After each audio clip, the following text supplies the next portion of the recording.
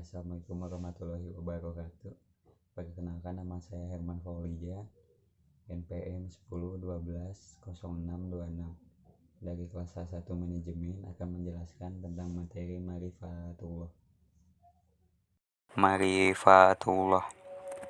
Al-Manawi min Ma'rifatullah. Penghalang-penghalang mengenal Allah. Secara garis besar, terdapat dua hal yang menghalangi manusia dalam mengenal Allah. Pertama, maradus syahwat, berkaitan dengan penyakit hati berupa nafsu dan kesenangan serta perilaku yang tidak terpuji. Kedua, maradus suhbat, berbagai hal yang menimbulkan keraguan, lebih banyak berkaitan dengan masalah akal dan logika. Maradus syahwat yang pertama, al-fisku, kefasikan. Fasik adalah orang yang senantiasa melanggar perintah dan larangan Allah, bergelimang dengan kemaksiatan serta senantiasa berbuat kerusakan di bumi. Mereka hanya memikirkan kehidupan dunia saja, tidak memikirkan kehidupan akhirat nanti. Mereka disibukkan oleh harta-harta dan anak cucu mereka, serta segala yang berhubungan dengan kesenangan duniawi.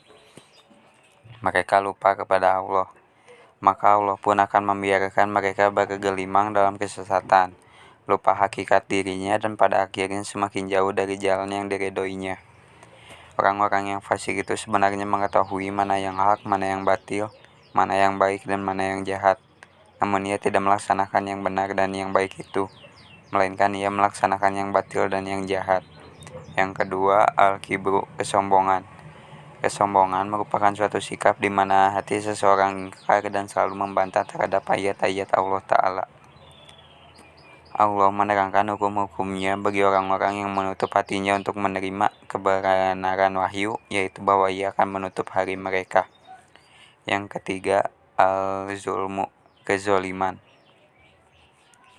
Allah Ta'ala menerangkan bahwa orang yang paling zolim ialah orang yang telah sampai kepadanya peringatan Allah, telah sampai pula kepadanya ayat-ayat Al-Quran dan petunjuk Rasul, kemudian mereka berpaling dari ajaran dan petunjuk itu karena angkuh dan penyakit dengki yang ada di dalam hatinya.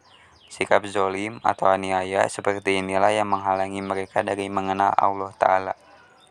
Al-Kizbu, kedustaan. Kedustaan merupakan sikap bohong atau pura-pura dan pengingkaran terhadap ayat-ayat Allah Ta'ala. Hal seperti ini yang dilakukan oleh orang-orang munafik. Yang kelima, kasratul ma'asi, banyak melakukan perbuatan maksiat.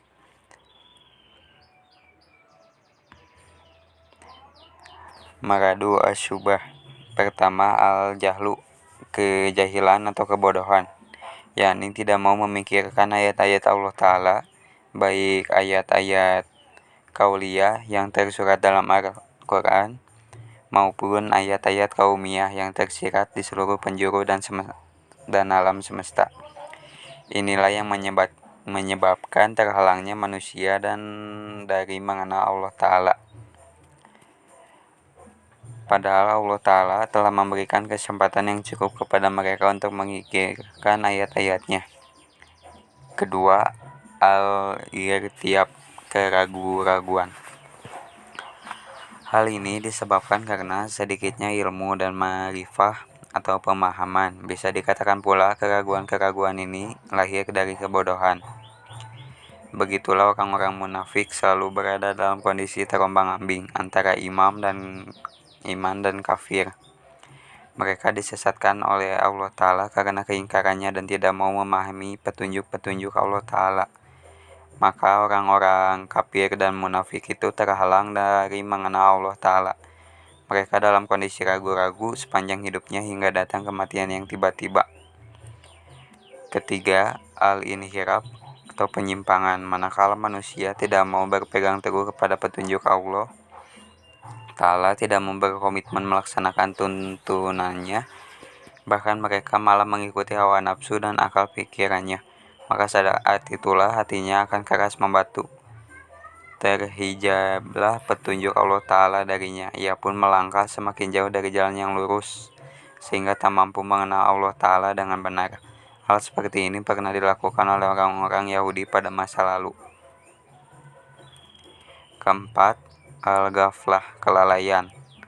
Dalam poin pertama telah disebutkan bahwa jika manusia tidak menggunakan potensi dirinya untuk memahami ayat-ayat Allah Ta'ala, maka mereka akan terhalang dalam mengenalnya.